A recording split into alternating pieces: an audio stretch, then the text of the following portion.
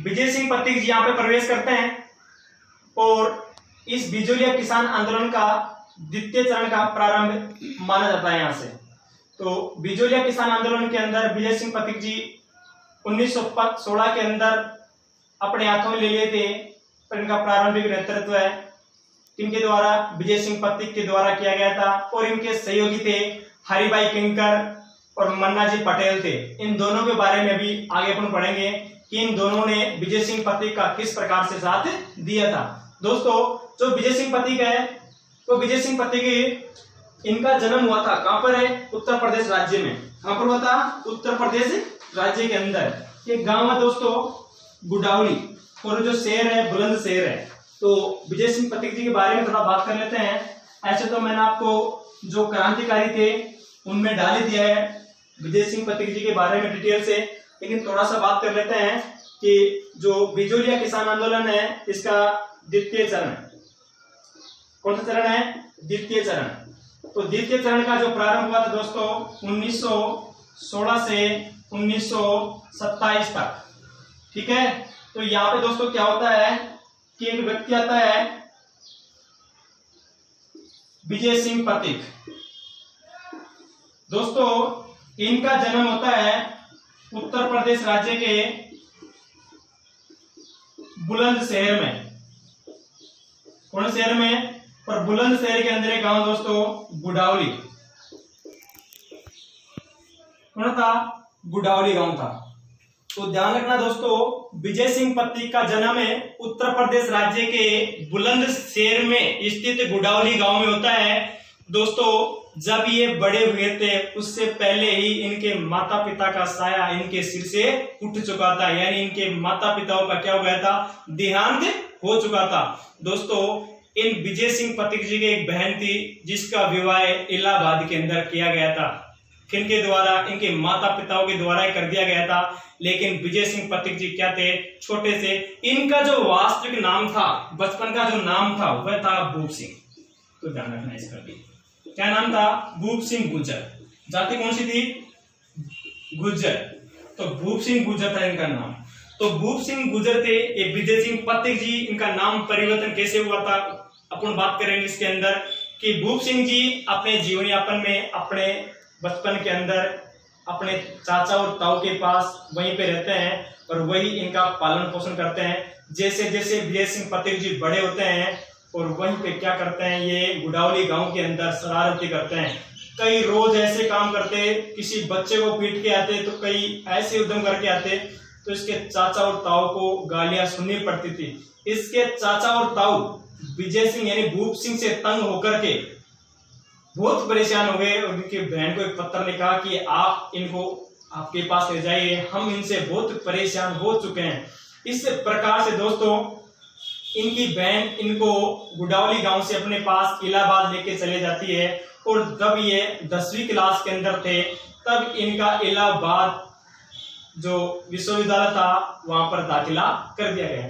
दोस्तों, ये पढ़ाई कर रहे थे विश्वविद्यालय में, इलाहाबाद विश्वविद्यालय में। तब दोस्तों ये शरारत तो थे ही, तो ये कॉलेज थी, उसके बाद चाय की दुकानें लगी हुई थी और चाय की दुकानों पर बैठ करके दोस्तों ये मस्ती करते थे और जो लोगों से मिलते उड़ते बीड़ी सिगरेट वगैरह सब कुछ करते हैं, जो आज भी आप भी करते हो जयपुर के अंदर रह करके। मैं देखता हूँ कई बार चाय की होटल पे बैठे रहते हैं और चलता रहता है सब। कोई बात नहीं, सबकी लाइफ अलग अलग है, किसी को डांट नहीं सकते हैं। चलो, तो अपन बात करते हैं। खैर, ऐसा होता रहता है अपनी लाइफ के अंदर। तो जैसे ही ये करते थे तो इनका संपर्क हुआ रास बिहारी बोस, सुभाष चंद्र सान्याल। सुभाष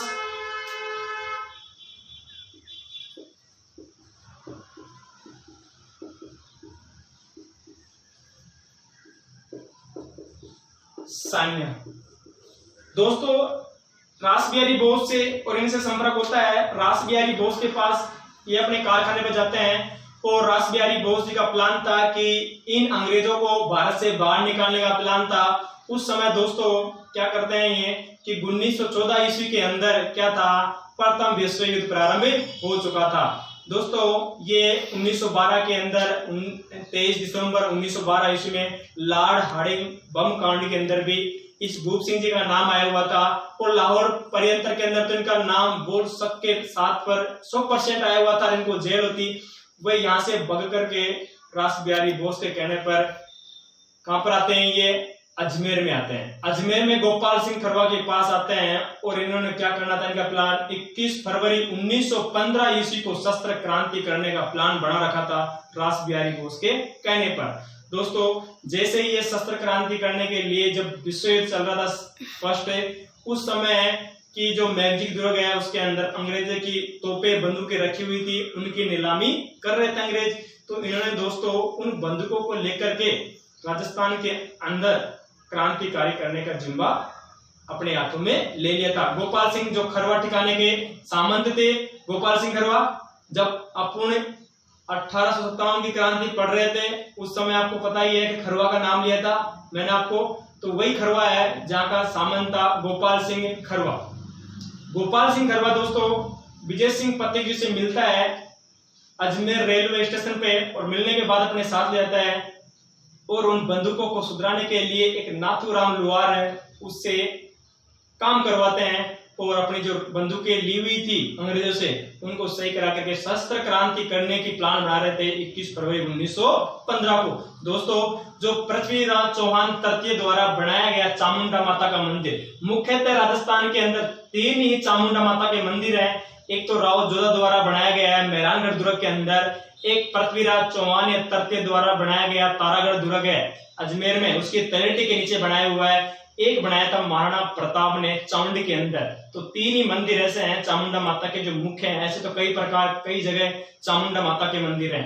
दोस्तों जो तारागढ़ की तलहटी के नीचे बना हुआ है वहां पर गोपाल सिंह खरवा और विजय सिंह पत्तिक और इनकी जो सहयोगी थे क्रांतिकारी वो बैठे हुए थे और शस्त्र क्रांति करने का प्लान था।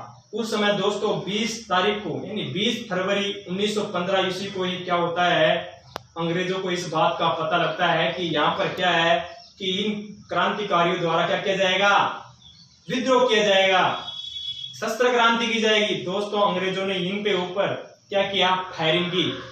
जैसे ही फायरिंग करते हैं कौन, अंग्रेज इनके ऊपर, इनके सहयोगी जैसे भी बस उसके बगते हैं इन दोनों को पकड़ लिया जाता है और गिरफ्तार कर लिया जाता है। किनको, विजय सिंह पत्तिक और गोपाल सिंह खरवा को। जैसे ही गोपाल सिंह खरवा और विजय सिंह पत्तिक को पकड़ के अजमेर के अंदर स्थित है टोडगढ़ जेल के अंदर इन दोनों को पकड़ करके जेल के अंदर रखा जाता है। लेकिन दोस्तों कुछ समय बाद क्या करते हैं, कुछ ही महीने बाद गोपाल सिंह खरवा और विजय सिंह पत्तिक टोडगढ़ की जेल तोड़ करके, अरे जो टोडगढ़ किला था उसकी दीवार को कूद करके वहां से फरार हो जाते हैं। दोस्तों गोपाल सिंह खरवा है अपने जो ठिकाना था खरवा में वहीं पर आ जाता है, तो उसको अंग्रेज पकड़ लेते हैं और गिरफ्तार करके उसे फांसी की सजा देते हैं। ठीक है दोस्तों, उसके बाद जो विजय सिंह पत्तिक है ये था जो ओचड़ी गांव के जंगल है चित्तौड़ के अंदर, उस ओचड़ी गांव के जंगलों के अंदर एक बुढ़िया के पास शरण लेता है जाकर के। उस बुढ़िया को कहता है अगर कोई भी अंग्रेज वगैरह आए तो उनको बता देना कि यहाँ पे कोई व्यक्ति नहीं आया हुआ है।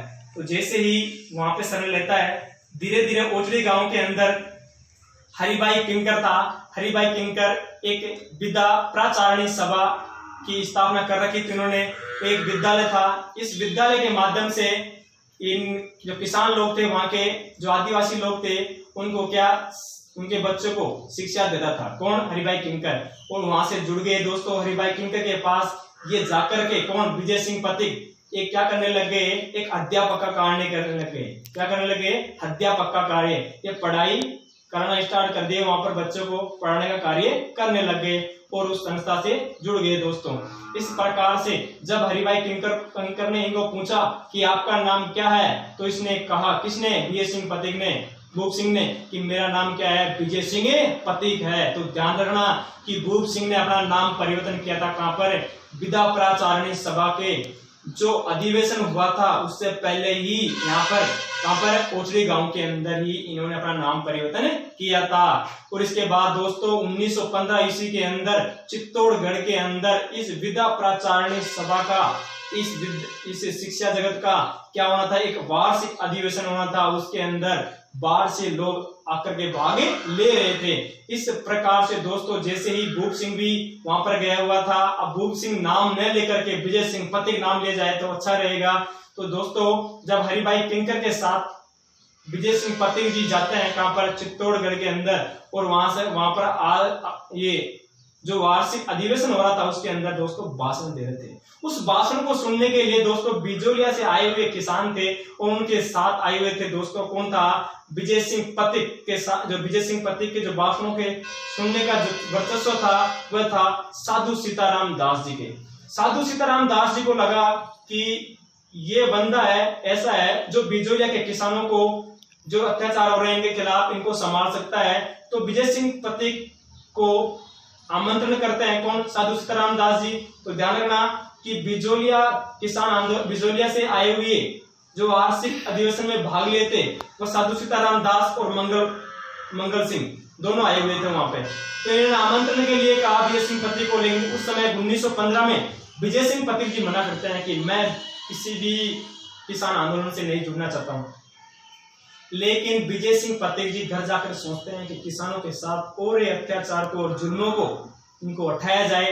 तब इन्होंने दिमाग में आई और 1916 ईस्वी के अंदर ये साधु सीताराम दास जी के पास आते हैं और बिजोलिया का जो नेतृत्व अपने हाथों के अंदर संभालते हैं। इस प्रकार से दोस्तों विजय सिंह पथिक जी की कहानी थी। और विजय सिंह पथिक ने जैसे ही बिजोलिया किसान आंदोलन नेतृत्व अपने हाथों में संभाला, इसलिए इसे विजय सिंह पथिक को राजस्थान में किसान आंदोलन का जनक कहा जाता है। किसे, विजय सिंह पथिक को। तो ध्यान रखना कि बिजोलिया किसान आंदोलन है उसका जनक तो साधु सीताराम दास को कहा जाता है, लेकिन राजस्थान के किसान आंदोलनों का जनक किसे कहा जाता है, विजय सिंह पथिक को।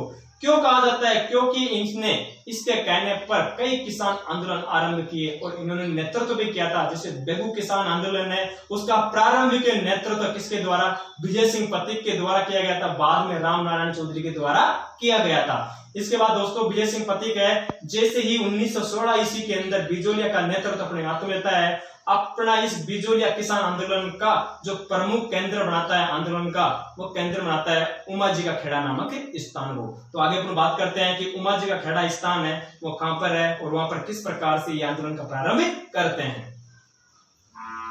दोस्तों जो पथिक था विजय सिंह पथिक, विजय सिंह पथिक ने इस बिजोलिया किसान आंदोलन का नेतृत्व किया, इसलिए इसे राजस्थान में किसान आंदोलन का जनक कहा जाता है। आंदोलन का जनक किनको, विजय सिंह पथिक को। तो ध्यान रखना कि राजस्थान में किसान आंदोलन का जनक कौन था, विजय सिंह पथिक। बिजोलिया किसान आंदोलन का जनक कौन था, साधु सीताराम दास जी थे। ठीक है दोस्तों, इस विजय सिंह पथिक ने जैसे ही बिजोलिया किसान आंदोलन का नेतृत्व अपने हाथों के अंदर लेते हैं तो इन्होंने बिजोलिया आंदोलन का जो केंद्र बनाया था, जो प्रारंभ किया था, वो किसे बनाया था, उमाजी का खेड़ा नामक स्थान को। किसको, उमाजी का खेड़ा नामक स्थान को बनाया था। तो उमाजी का खेड़ा के अंदर सभी किसानों को एकत्रित करता है कौन, विजय सिंह पथिक, और कहता है कि मैं आपका नेतृत्व कर रहा हूं और आपको मैं क्या दिलाऊंगा, न्याय दिलाऊंगा, लेकिन आप मेरे साथ धोखा मत कर देना। इसलिए उन्होंने यहाँ पर एक सभा बुलाई, कहां पर, उमाजी का खेड़ा नामक स्थान पर, और सभी किसानों ने कहा कि हम आपके साथ हैं और हमारे साथ जो अत्याचार हो रहे हैं उनको मिटाने के लिए, हमारे लगाए हुए कर थे उनको उठाने के लिए हम आपके साथ हैं। विजय सिंह पथिक ने कहा कि मैं अपने प्राण त्याग दूंगा लेकिन मैं आपके साथ रहूंगा। इस प्रकार से दोस्तों विजय सिंह पथिक ने बिजोलिया किसान आंदोलन का प्रारंभिक केंद्र किसको बनाया था, उमाजी का खेड़ा नामक स्थान को। दोस्तों इसके बाद पथिक जी ने हरियाली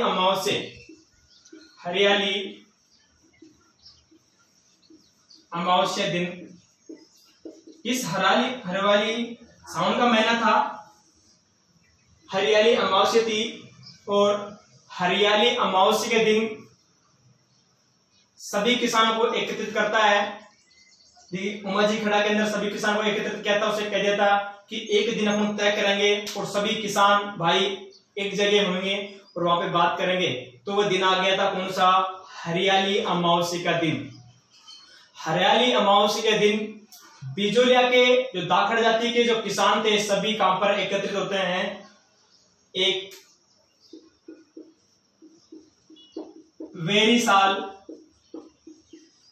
वेरीसाल नामक स्थान है। कौन सा स्थान है?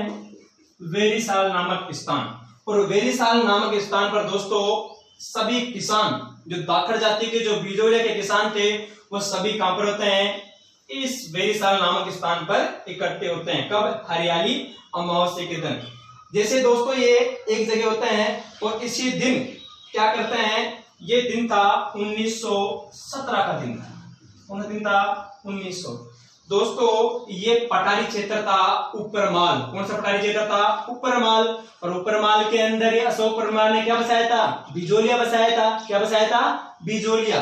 तो ऊपरमाल, तो 1917 ईस्वी के अंदर विजय सिंह पथिक द्वारा ऊपरमाल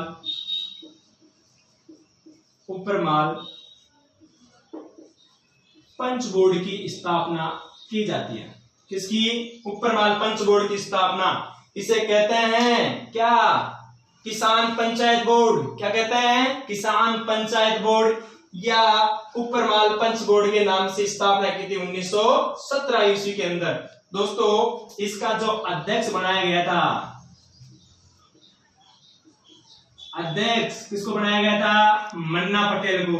किसको बनाया गया दोस्तों? मन्ना पटेल को। और इस ऊपरमाल के अंदर कुल सदस्य थे, कुल सदस्य वो कितने दोस्तों? 13। कितने थे? 13। दोस्तों इसका जो मुख्यालय बनाया गया था, इसका जो मुख्यालय बनाया गया था वो कहां पर बनाया गया था? बिजोलिया में बनाया गया था। कहां पर है? बिजोलिया में। और बिजोलिया के अंदर और एक इस जो ऊपरमाल पंच बोर्ड है इसका जो उद्देश्य था क्या था? किसानों को न्याय दिलाना। क्या दिलाना है? न्याय दिलाना है। तो ध्यान रखना दोस्तों कि हरियाली अमावस्या के दिन 1917 ईस्वी में वेरीसाल नामक स्थान पर सभी किसान एकत्रित होते हैं। उसी समय विजय सिंह पथिक इन किसानों की राय लेने के बाद 1917 ईस्वी में क्या करते हैं? ऊपरमाल पंच बोर्ड, जिसे किसान पंचायत बोर्ड के नाम से भी जाना जाता है, तो यहीं पर ऊपरमाल के पठारी क्षेत्र के अंदर सभी किसानों को एकत्रित करके ऊपरमाल पंच बोर्ड की स्थापना करते हैं। दोस्तों इन्हीं किसानों में से एक व्यक्ति थे जिनका नाम था मन्ना पटेल जी। इनको इस ऊपरमाल पंच बोर्ड का अध्यक्ष बनाया जाता है। इसमें दोस्तों अन्य किसानों को भी जोड़ लेता है। इस प्रकार से इस पंचायत बोर्ड में कुल 13 सदस्य थे। कितने थे? 13 सदस्य। ध्यान रखना कुल 13 सदस्य थे दोस्तों। और इस ऊपरमाल पंच बोर्ड का जो मुख्यालय बनाया गया था बिजोलिया के अंदर बनाया गया था। कहां पर बनाया गया था? बिजोलिया के अंदर। और इस ऊपरमाल पंच बोर्ड का जो मुख्य उद्देश्य था वह किसानों में क्या करना था? न्याय दिलाना था। क्या दिलाना दोस्तों? न्याय दिलाना था। दोस्तों इस प्रकार से जो विजय सिंह पथिक जी हैं ये किसानों में न्याय दिलाने के लिए क्या करते हैं? ऊपरमाल पंच बोर्ड की स्थापना करते हैं। और दोस्तों ऊपरमाल पंच बोर्ड में बैठे बैठे विजय सिंह पथिक ने एक अपने हाथ से एक ऊपरमाल डंका नामक एक हस्तलिखित समाचार पत्र लिखते हैं। ध्यान रखना कि यहीं से कहां से? इस वेरीसाल से जो पठारी क्षेत्र था ऊपरमाल, तो ये यहीं से एक बात लिखते हैं ऊपरमाल डंका। कौन सा डंका? ऊपरमाल डंका। उपरमाल डंका अपने हाथों से हस्तलिखित समाचार पत्र का प्रकाशन करते हैं। कहां से? डेयरी साल से। और इसके अंदर बिजोलिया के जो किसानों पर हो रहे अत्याचार के बारे में इसके लिख करके प्रकाशन करवाते हैं वहां के क्षेत्र के अंदर दोस्तों। इस प्रकार से विजय सिंह पत्रिक जी 1918 ईस्वी के अंदर कहां पर जाते हैं? मुंबई के अंदर जाते हैं। कहां पर जाते हैं? मुंबई, महाराष्ट्र के अंदर। और वहीं पर महात्मा गांधी से मिलते हैं। महात्मा गांधी जी को ये अवगत कराते हैं कि हमारे राजस्थान के अंदर क्या हो रहा है, किसानों के साथ अत्याचार हो रहा है, और आपने जैसे बड़े बड़े आंदोलनों के अंदर भाग लिया है। 1917 ईस्वी के अंदर चंपारण किसान आंदोलन हुआ था, जहां पर नील विद्रोह हुआ था 1917 ईस्वी के अंदर। उसके अंदर आपने क्या किया है? सफलता प्राप्त की है। तो आप भी हमारे को न्याय दिलाओ, राजस्थान के अंदर चलो। इस प्रकार से उनको आमंत्रण करने के लिए कौन करता है? विजय सिंह पत्रिक जी। तब गांधी जी ने कहा कि मेरा एक निजी सचिव है महादेव देसाई रनाडे, इसको भेजता हूं और ये जांच करके मेरे पास सौंप देगा और मैं इस बात से अवगत करा दूंगा। और जो तुम्हारे महाराणा फतेह सिंह जी है उनको भी मैं इस बात से अवगत करा दूंगा कि इनके साथ जो अत्याचार हो रहे हैं उन जुल्मों को हटा दीजिए, इनके ऊपर लगाए हुए कर रहे हैं उनको हटा दीजिए। ठीक है। तो इस प्रकार से विजय सिंह पत्रिक जी मुंबई से यहाँ पर आता है। कहां पर? राजस्थान के अंदर। इनके साथ महात्मा गांधी जी के निजी सचिव था महादेव देसाई रनडे यहाँ पर आता है। और बिजोलिया में जांच करने के बाद ये क्या करता है? वापस कहां आता है? मुंबई। और एक किसानों के पक्ष में अपनी रिपोर्ट देता है। इसको? गांधी जी को दोस्तों। तब गांधी जी ये पत्र लिख करके मेवाड़ के महाराणा फतेह सिंह के पास अवगत कराते हैं। और महाराणा फतेह सिंह जी गांधी जी का पत्र पढ़ने के बाद दोस्तों कि इनके ऊपर जो अत्याचार हो रहा है उसके लिए एक 3 सदस्य कमेटी बनाते हैं। बिंदुलाल भट्टाचार्य की अध्यक्षता में 3 व्यक्तियों की 1919 ईस्वी के अंदर एक कमेटी बना करके बिजोलिया में भेजते हैं कि बिजोलिया में जो किसानों के ऊपर अत्याचार किए जा रहे हैं सामंत द्वारा, वे वास्तविक सही है या गलत है। तब बिंदुलाल भट्टाचार्य की अध्यक्षता में 3 सदस्य कमेटी बिजोलिया पहुंचती है और जांच करने के बाद अपनी जांच मेवाड़ के महाराणा फतेह सिंह को पहुंचती है, उसके सामने प्रस्तुत करती है और किसानों के पक्ष में फैसला सुनाती है। लेकिन दोस्तों उसमें किसानों को कोई सफलता प्राप्त नहीं होती है, कोई सफलता प्राप्त नहीं होती है। इस प्रकार से दोस्तों विजय सिंह पत्रिक जी 1919 ईस्वी के अंदर उस समय मुंबई यानी वर्धा के अंदर थे। तो गांधी जी के कहने पर इन्होंने 1919 ईस्वी में राजस्थान सेवा संघ की स्थापना की थी। कहां पर? वर्धा, महाराष्ट्र के अंदर। तो ध्यान रखना कि विजय सिंह पत्रिक जी ने राजस्थान सेवा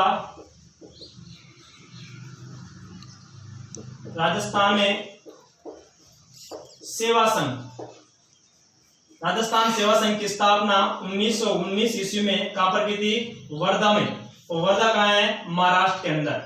दोस्तों यहाँ पर जैसे ही स्थापना करते हैं और यहाँ से इसके माध्यम से किसके? राजस्थान सेवा संघ के माध्यम से एक राजस्थान केसरी नामक समाचार पत्र का प्रकाशन करते हैं। इसकी आर्थिक सहायता जयनारायण व्यास जी के द्वारा की जाती है। दोस्तों जैसे ही यहाँ से प्रकाशन करते हैं और इसमें बिजोलिया के किसानों के साथ हो रहे अत्याचार के जुल्मों की खबर इसमें छपवाते हैं, तब ये दोस्तों इसकी जो राजस्थान सेवा संघ है इसकी दशा जो है खराब हो जाती है और वहां से स्थानांतरण करके 1920 ईस्वी के अंदर ब्यावर के अंदर ले जाता है। अजमेर में नहीं है दोस्तों, ब्यावर अजमेर में है, लेकिन राजस्थान सेवा संघ का स्थानांतरण करके अजमेर नहीं लेके आते हैं। कहां पर ले जाते हैं? ब्यावर के अंदर 1920 ईस्वी के अंदर। और यहीं से दोस्तों एक अखबार निकालते हैं, उसका नाम था राजस्थान समाचार पत्र, जिसका बाद में तरुण राजस्थान किया जाता है उसका नाम। तो इस प्रकार से राजस्थान सेवा संघ की स्थापना किसके द्वारा? विजय सिंह पत्रिक के द्वारा की गई थी। दोस्तों ये विजय सिंह पत्रिक जी इस बिजोलिया किसान आंदोलन के किसानों पर हो रहे अत्याचार जुल्मों की खबर कानपुर से प्रकाशित होने वाला हिंदी समाचार पत्र प्रताप नामक अखबार में समाचार पत्र में छपवाते हैं।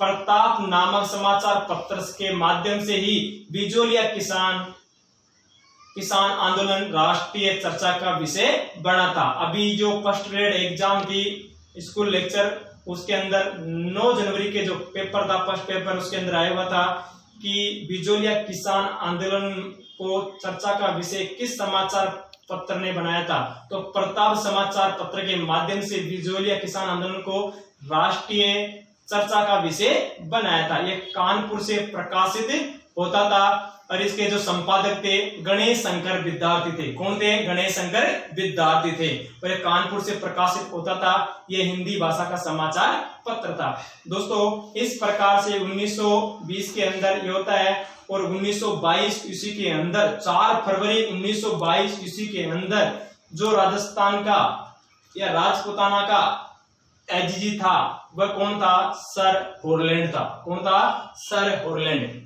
तो ध्यान रखना कि 4 फरवरी 1922 ईस्वी के अंदर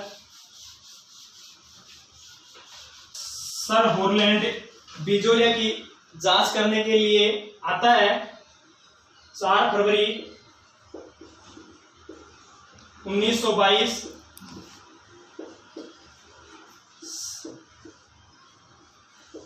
सर हॉलैंड है, ये राजस्थान का उस समय क्या था?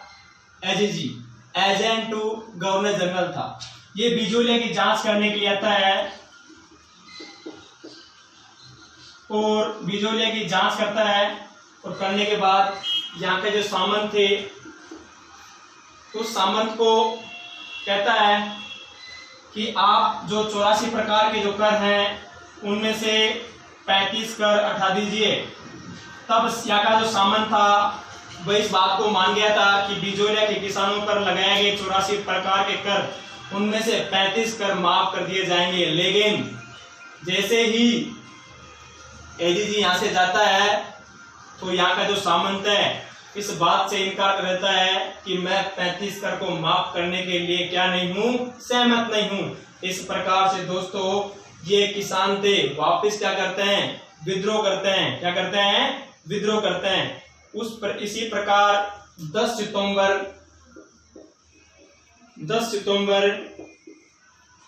1923 ईस्वी को 10 सितंबर 1923 ईस्वी को विजय सिंह पथिक जी बेंगू किसान आंदोलन का जो प्रारंभिक नेतृत्व कर रहे थे तो ये बेंगू किसान आंदोलन के अंतर्गत गिरफ्तार कर लिए जाते हैं और उदयपुर के सेंट्रल जेल में विजय सिंह पथिक को गिरफ्तार करके वहीं पर डाल दिया जाता है। दोस्तों इनको जेल हो जाती है 5 साल की और 5 साल के बाद ये 27 अप्रैल 1927 ईस्वी के अंदर वापस जेल से बाहर होते हैं। उसके बीच का जो समय था जिसका नेतृत्व है माणिक्य लाल वर्मा के द्वारा किया गया था। किसका? बिजोलिया किसान आंदोलन का नेतृत्व है माणिक्य लाल वर्मा के द्वारा किया गया था। तब 1927 ईस्वी के अंदर आता है और विजय सिंह पथिक जी कहने पर क्या कहते हैं? यहाँ के किसान है जो प्रतिभूमि है वह खाली छोड़ देते हैं और कृषि कुछ भी नहीं हो पाती है। इस प्रकार से दोस्तों जमनालाल बजाज जी और विजय सिंह पथिक के बीच मतभेद हो जाता है 1927 ईस्वी में और विजय सिंह पथिक जी बिजोलिया का नेतृत्व छोड़ करके जो बिजोलिया की सीमा लगी हुई थी एक गांव था वहां पे फुलेरिया गांव था। फुलेरिया उस फुलेरिया गांव पे सीमाओं पर रह करके इस राजस्थान सेवा संघ की देखरेख करते थे। लेकिन आपस में मतभेद होने के कारण राजस्थान सेवा संघ टूट गया और बिजोलिया किसान आंदोलन राष्ट्रीय स्तर पर फैल गया और ये राष्ट्रीय नेताओं के हाथ में आ गया था। इस प्रकार से दोस्तों इस किसान आंदोलन का नेतृत्व है जो तृतीय चरण था 1927 से 41 ये जमनालाल बजाज जी थे, रामनारायण चौधरी जी थे। इस प्रकार से जो राष्ट्रीय नेता थे उनके हाथों के अंदर ये आ गया था। तो आगे हम तृतीय चरण है उसके बारे में बात कर रहे हैं।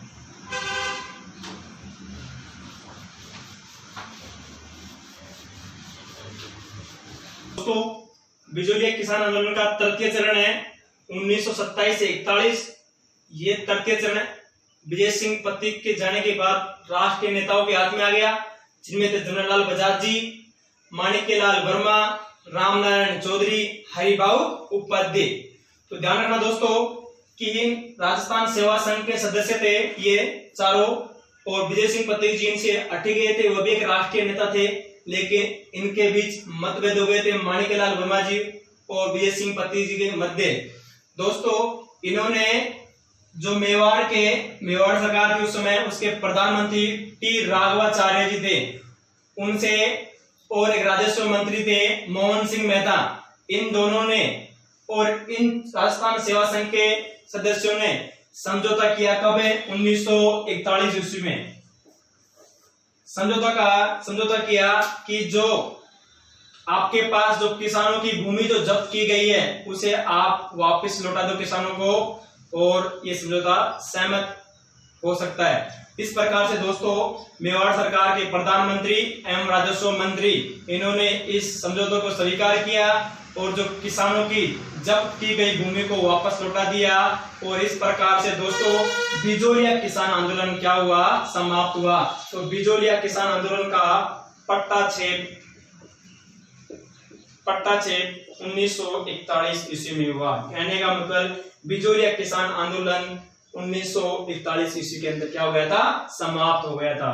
दोस्तों आगे अपन जो नेक्स्ट किसान आंदोलन है बेंगू किसान आंदोलन, उसके बारे में बात करेंगे। दोस्तों इस चैनल को, इसको जो वीडियो है इसको देखने के बाद आप हमारे चैनल को सब्सक्राइब करें अधिक से अधिक, और आपको मजा भी आ रहा होगा इसके अंदर, और मैं आशा करता हूं कि आप इसको पढ़ने के बाद सफलता प्राप्त करें। थैंक यू दोस्तों, आगे अपन नेक्स्ट वीडियो मिलते हैं।